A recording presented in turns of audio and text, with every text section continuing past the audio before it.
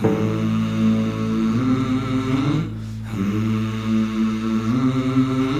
used to be an angel. Olá, alunos do Teorema Laboratório de Ensino. Dado toda a situação, todo o contexto, da suspensão das aulas presenciais em função do coronavírus, vamos aqui então à nossa aula de redação. Na aula passada, na aula anterior a toda essa situação que estamos vivendo, nós conversamos sobre a principal abordagem que a banca exige de vocês em termos de critérios de avaliação, certo?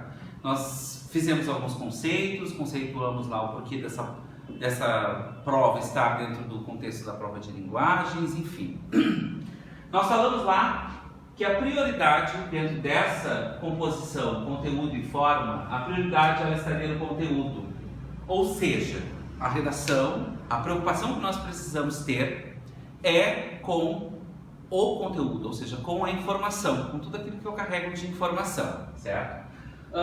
E que informações são essas? Como é que a gente faz para identificar essas informações? Como é que o corretor aborda essas informações? Ele vai buscar, dentro da tua redação, a apresentação de um tema, a apresentação de um problema, a apresentação de causa do problema, a apresentação de efeitos desse problema e, por fim, uma medida interventiva que venha a atenuar esse problema. O que acontece? Essas informações, elas não são dispostas na redação de forma aleatória, obviamente. Existe uma forma básica, uma forma inicial, uma forma que a gente poderia dizer preliminar, que precisa constar. A apresentação, por exemplo, do tema e do problema, encaixadas dentro da tipologia texto dissertativo, vou anotar aqui, texto dissertativo argumentativo,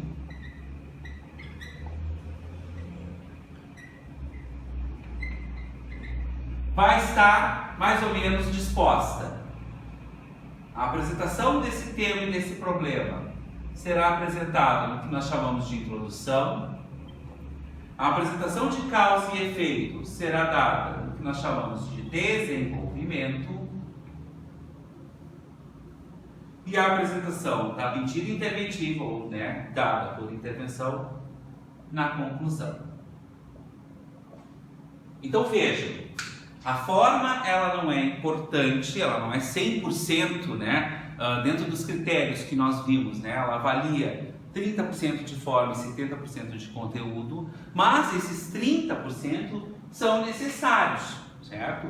É importante que nós venhamos a organizar essas informações básicas, tema, problema, causa, efeito e intervenção, dentro de uma espécie de um esquema, certo? Exigido pela tipologia texto dissertativo argumentativo, que esse esquema é dado como introdução, desenvolvimento e conclusão.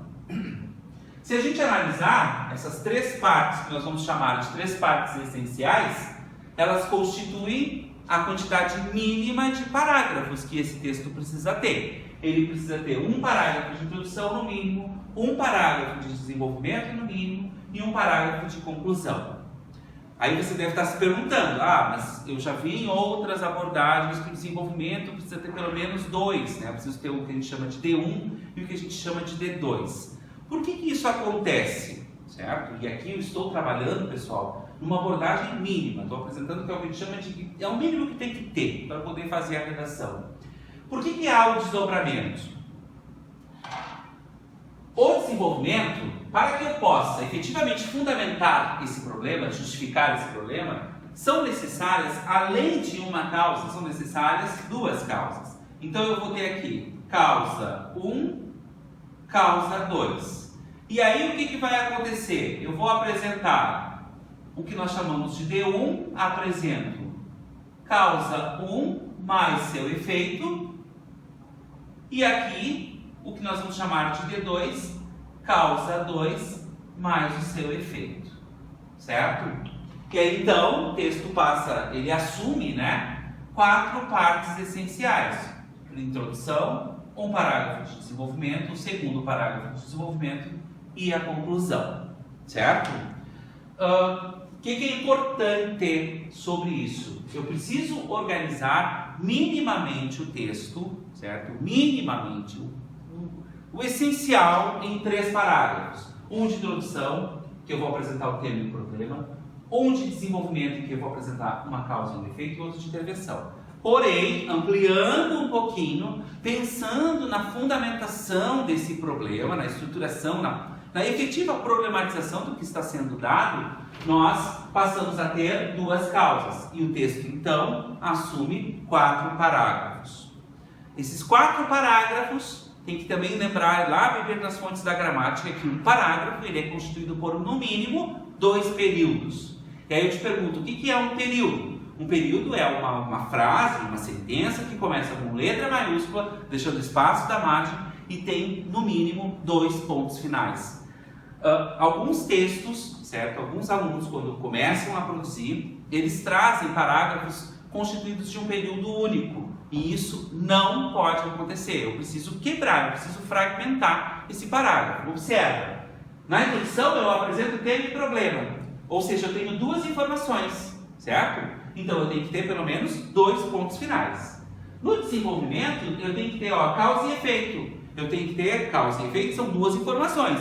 Então, no mínimo, 2 pontos finais para separar bem essas 2 informações, tá?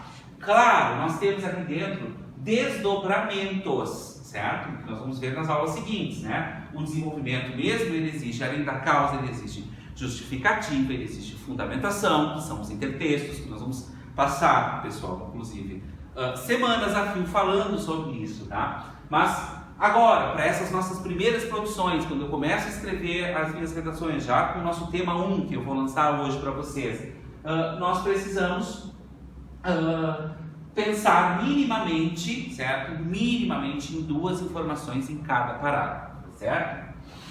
Bom, como é que nós fazemos, dentro dessa tipologia, texto dissertativo argumentativo, para apresentar essas 2 informações?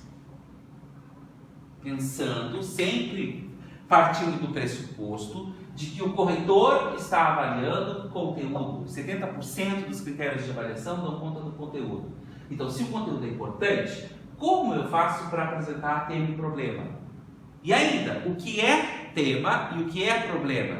E como é que eu me encaixo dentro dessa construção que a gente chama de tese, que é uma exigência desse tipo de texto?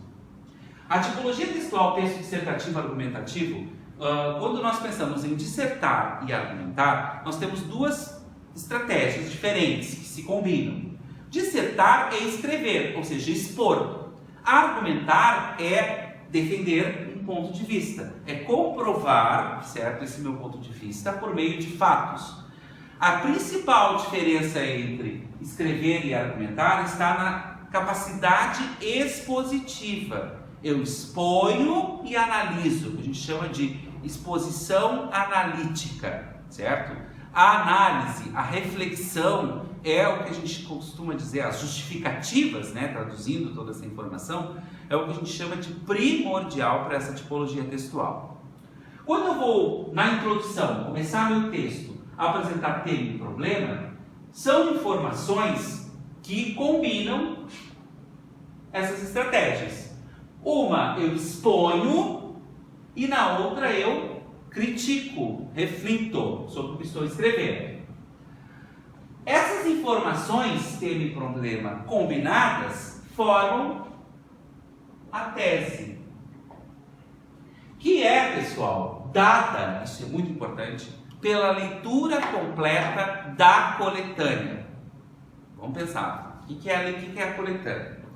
A coletânea nada mais é do que uma simulação de um ato de comunicação, certo? A banca, na outra aula nós falamos, né? A banca, ela está testando, ela está simulando um ato de comunicação. Existe um emissor, que no caso são os autores, que são vocês.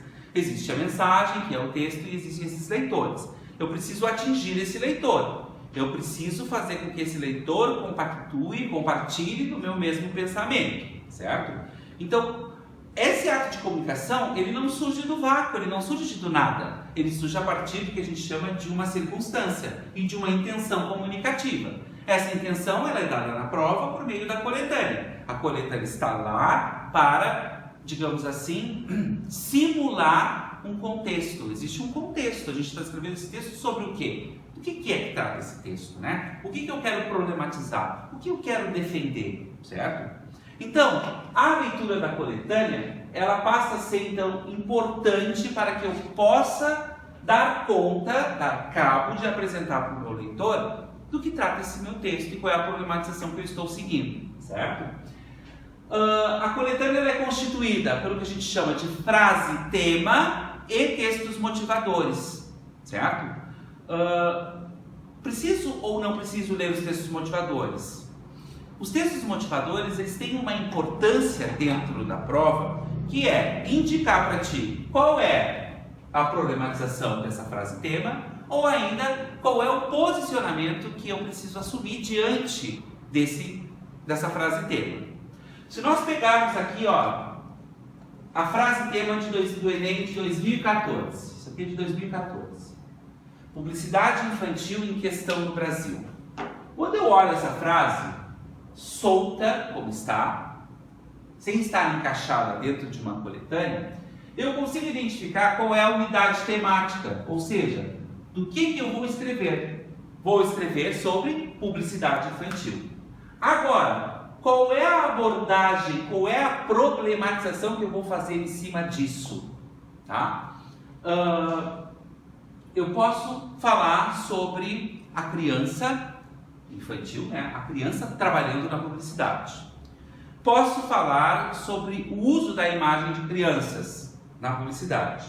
Posso falar sobre as crianças expostas à publicidade, como elas reagem a isso. A frase tema, veja bem, 3 possibilidades aqui nós conseguimos de problematização, certo? 3 possibilidades. A frase tema não me permite identificar o problema. O que vem a ser então um problema, né? Como é que a gente faz para problematizar? Um problema, pessoal, é aquilo que é passível de intervenção, ou seja, é uma exigência da tipologia textual. Existe uma apresentação de um termo e um problema e automaticamente, né, eu problematizo esse tema, eu preciso intervir. Por isso que nós temos esses 5 elementos essenciais e por isso que tem uma intervenção, né, que muita gente... só o Enem pede intervenção, né, não sei o quê. Não é só o Enem, é a tipologia textual dissertativa argumentativa que exige isso, tá? Então a gente costuma entender problema como aquilo que seja passível de intervenção, como aquilo que é um que a gente chama de assunto controverso, um ponto dentro da unidade temática controversa, que abra a possibilidade de discussão, que abra a possibilidade de reflexão e abra a possibilidade de intervenção. Publicidade infantil me abriu aqui 3 possibilidades de problematização / intervenção. A criança trabalhando na propaganda, o uso de imagens da criança e a criança exposta a toda essa publicidade. Como é que eu escolho qualquer uma? Não. A leitura dos textos motivadores dessa prova, se vocês quiserem, pesquisem, deem uma olhada, vocês vão ver que todos os textos motivadores davam conta da criança da criança exposta à publicidade, certo? Ou seja, o quanto afeta aquela criança, aquela publicidade do McDonald's com os brinquedinhos, ou seja, a criança vai lá querer comprar, vai incentivar o consumo, certo? Incentivaria o consumo, certo? Então veja bem que o problema dentro desse tema... O problema dentro desse tema era a criança exposta à publicidade. E aí, por que a criança exposta à publicidade é um problema, né? Quando eu pergunto o porquê a esse problema, eu começo a identificar as causas, mas isso já é um assunto para mais adiante. O que eu quero deixar claro para ti é o seguinte, que quando eu vou começar a minha redação, eu vou ter que fazer uma frase explicando a publicidade infantil e encaixando que o problema está na criança exposta a essa publicidade. Por exemplo, eu poderia começar o texto assim, ó, é incontestável que a exposição de crianças à publicidade gera, e aí eu digo ali o que gera, né, gera um incentivo desenfreado ao consumismo. Ponto. Né? E veja que, num período só, eu condensei tema e problema, certo? Basicamente, pessoal, quando a gente está falando, então, em identificar tema e problema dentro da coletânea, certo? Pensando na produção de uma introdução para esse texto, e é importante ficar claro que mais adiante nós vamos ter aulas específicas de introdução, né? Eu consegui identificar não somente pela leitura da frase tema, mas também pela leitura dos textos motivadores. O Enem até 2014 ele não trazia, muito interessante que ele não trazia o problema explicitado dentro da frase tema. E muitos alunos, né, eles tangenciavam o tema, porque o que significa tangenciar o tema? Significa que a pessoa não conseguiu identificar qual é o problema, qual é a problematização efetiva, né, que está sendo dada ali. Tá? Então, a leitura dos textos motivadores até 2014, por exemplo, era obrigatória para a identificação do problema. Hoje, de 2015 para cá, nós começamos a ter o que a gente chama de frase-tema-problema. Ela já apresenta dentro da frase-tema o problema. Professor, então significa que eu não preciso ler mais a coletânea? Não. A coletânea agora, a partir de 2015 para cá, ela nos serve, ela nos ajuda a identificar qual é a linha argumentativa, qual é a tese que eu vou precisar assumir. Aqui, até 2014, acontecia isso também, certo? Nós conseguíamos, a partir da leitura dos textos motivadores, ou seja, da coletânea como um todo, identificar tema e problema e também a tese. Eu não poderia, aqui em 2014, de acordo com o que estava na coletânea, dizer que a criança exposta à publicidade era algo positivo, porque todos os textos motivadores falavam que a criança exposta à publicidade era prejudicial, certo? Então, eu tenho aqui, quando eu encaixo esse tema e esse problema, eu consigo formar a minha tese. A criança exposta à publicidade infantil, isso aqui é negativo. É ruim. Então seria isso que eu deveria assumir enquanto tese, certo? E aí eu tenho aqui 3 informações que vão formar o meu parágrafo de introdução. Importante, ainda nesses textos iniciais, vocês se sentirem à vontade para fazer as abordagens. Nós vamos ter aulas específicas sobre cada uma dessas partes, certo? Com os seus desdobramentos. O que eu quero agora, com o tema 1 que eu vou lançar hoje, é que tu consigas identificar dentro da coletânea, certo? Com a leitura completa da coletânea, identificar qual é o assunto do texto, qual é o problema e que tese eu tenho que assumir, certo? Olha esse aqui, ó, de 2015. Esse aqui é de 2015. A persistência da violência contra a mulher. O que eu tenho aqui na frase tema, de palavra que a gente chama de palavras-chave? Eu tenho a palavra persistência, eu tenho a palavra violência e eu tenho a expressão contra a mulher. Então eu preciso escrever, a minha redação é sobre violência contra a mulher. Isso aqui é o que a gente chama de tema. Qual é o problema? Persistir. E aí eu te pergunto, eu tenho que dizer, eu faço a afirmativa de que a persistência da violência contra a mulher é positiva ou negativa? Para isso, eu tenho que ler os textos motivadores. E todos os textos motivadores vão trazer para nós, se tu quiser pesquisar, também tu vai olhar. Vai trazer lá sobre a Lei Maria da Penha, vai falar sobre dados a respeito da Maria da Penha, sobre a lei que tinha surgido nesse ano, em 2015, acerca do feminicídio, como sendo um crime, enfim, certo? Então, todas as informações que constavam lá faziam com que eu afirmasse, a tese que eu deveria assumir, era de que isso, a persistência da violência contra a mulher, era algo ruim. Além dos textos motivadores, eu também tenho um pressuposto da prova. A prova, ela está testando a capacidade, certo, reflexiva desses estudantes que estão terminando o ensino médio, que é um espaço de formação cidadã. O ensino médio serve para formar cidadãos. A gente já discutiu isso na primeira aula, certo? Servindo o ensino médio para formar cidadãos, o que se pressupõe de um cidadão? Que respeite direitos e deveres, certo? Direitos e deveres previstos na nossa Constituição. A violência contra a mulher, ela é um problema que deve ser combatido, por quê? Porque a mulher, ela é igual, não existe, perante a nossa Constituição, obviamente, não existiria desigualdade de gênero. Então eu não posso afirmar aqui que a violência contra a mulher é positiva. Se eu fizer isso, eu vou estar tangenciando o tema e, por vezes, certo? Zerando a redação.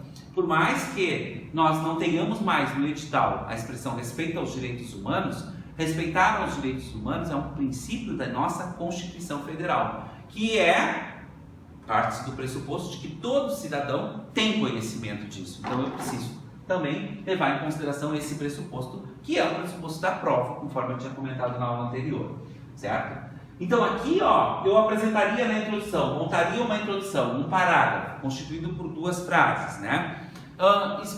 Falando sobre o quanto a persistência da violência contra a mulher é algo negativo, certo? Por que é algo negativo? Ou melhor, por que a violência persiste? Porque a pergunta é sempre pro problema, né? Por que a violência contra a mulher persiste? Por que a publicidade, a criança exposta à publicidade é algo ruim, né? E aí eu digo aqui, no caso da persistência contra a violência à mulher, a principal causa é a nossa sociedade ser extremamente machista. O que é isso? Já estou dando um encaminhamento para o meu desenvolvimento. Tá? Quando eu identifico o tema, problema, e eu pergunto esse problema por quê, eu estou elencando, angariando informações para montar o meu desenvolvimento. Para essa semana, eu vou deixar para vocês, vai ficar disponível para vocês nos grupos, a primeira proposta de redação, tema 1, que é a sociedade brasileira no combate à violência... Opa, prof, faltou aqui um acento. Desculpem. A sociedade brasileira no combate à violência contra o idoso, certo? O que nós temos aqui enquanto tema e enquanto problema? O tema está aqui. Violência contra o idoso. Então, essa é a unidade temática. Então, eu posso apresentar o idoso ainda sofre violência, tarará, tarará. Posso fazer uma frase, uma declaração inicial expondo esse assunto ou conceituando esse assunto, tá? Qual é o principal problema? Combater.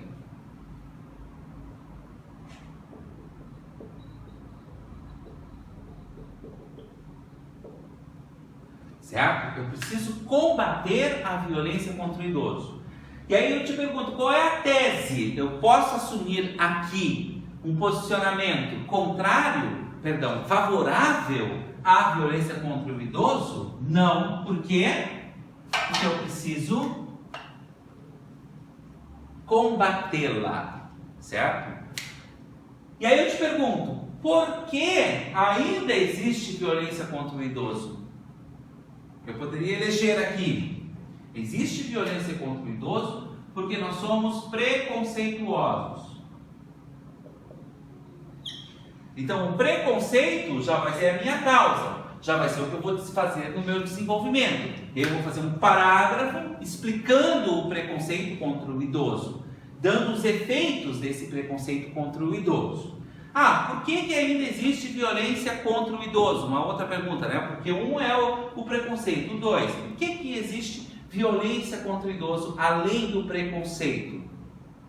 A nossa sociedade não está preparada, a nossa estrutura social não está preparada para conviver com a terceira idade, certo? A terceira idade hoje é um grupo que é ativo, não é um grupo mais passivo que fica em casa descansando, é um grupo ativo. E os lugares, os espaços onde nós circulamos, que a gente chama de nossa estrutura social, não está preparada para isso, certo? Então eu posso fazer um segundo parágrafo de desenvolvimento explorando essa ideia.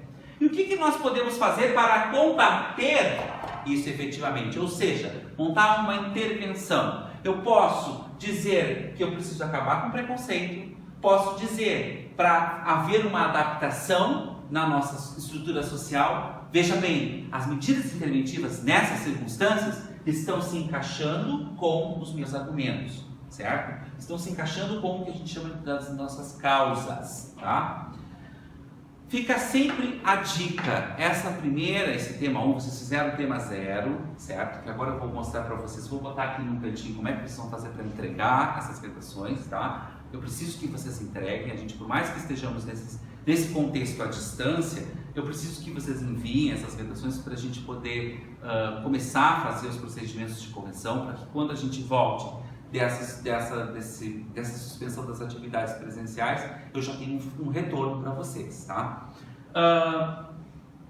Eu preciso que vocês ainda continuem dentro desse tema 1, fazendo como vocês acreditam, como vocês estão acostumados, como vocês estavam acostumados na escola.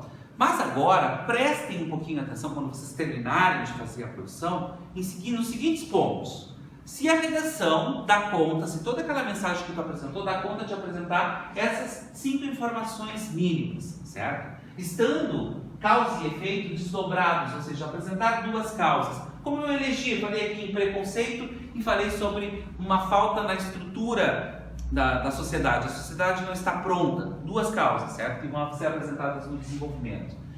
Procura também cuidar se os teus parágrafos estão com 2 pontos finais, certo? Se tu consegue apresentar tema e problema na introdução, encaixando a sua tese, se tu consegue desenvolver causa e efeitos, certo? Apresentados, né, de maneira estrutural, com 2 pontos finais no mínimo, certo? Cuida também, certo? Cuida também se eu consigo deixar evidente a frase tema, eu não preciso copiar a frase tema na introdução, mas posso parafraseá-la, dizer com as minhas palavras aquilo que está sendo dito na frase tema. Por quê? O corretor, pessoal, quando ele vai ler a tua redação, quando ele lê a introdução, ele busca essas palavras da frase tema que a gente chama de palavras-chave, certo? Isso é avaliado na competência 2, que se chama lá, compreensão da proposta da redação. Se eu não deixo claro para o meu leitor qual é o tema e o problema, eu acabo sendo prejudicado, tá? Vocês podem fazer essa redação, pessoal, essa primeira redação, primeira não, né? Segunda, porque nós tivemos o tema 0 e vamos ter agora o tema 1, numa folha de caderno, tranquilamente, certo? Até porque vocês ainda não têm acesso às folhas padronizadas, certo? Mas quando a gente retornar, vocês vão começar a fazer dentro daquela folha. A única coisa que eu peço é que vocês façam de caneta preta e não façam a lápis. Por quê? Vocês vão enviar essa redação para esse e-mail, thiago.mcards@gmail.com. Esse e-mail vai estar disponível nos grupos, tá? Também para que vocês possam mandar. Vocês vão tirar uma foto dessa redação, tá? E vão encaminhar para esse e-mail até sexta-feira, dia 27 de março, certo? Até sexta-feira, ó, vocês têm até dia 27 de março para que nós possamos corrigir na semana posterior, certo? Porque se vocês mandarem depois, não tem problema, posso mandar. Só que eu não vou conseguir submeter a correção, vai ficar para correção para outra semana ainda. Então peço que vocês se organizem, certo? Para fazer essa redação. Até o dia 27 vocês me encaminharem, porque daí no dia 28 e 29 nós vamos começar a fazer impressão desses documentos para submeter a correção. Essa então foi a nossa aula. Eu queria agradecer a vocês, principalmente a compreensão, né, dos alunos, principalmente dos pais e responsáveis que estão acompanhando essas nossas atividades. Estamos à disposição, certo, para dúvidas. Importante eu deixar claro para vocês que essa aula que nós fizemos aqui nesse vídeo, ela vai ser retomada. Então, se ficou uma dúvida muito grande, nós vamos retomar essa aula, certo? Essa abordagem, para que vocês possam compreender e desvendar os princípios básicos, esses princípios introdutórios da nossa redação. Obrigado!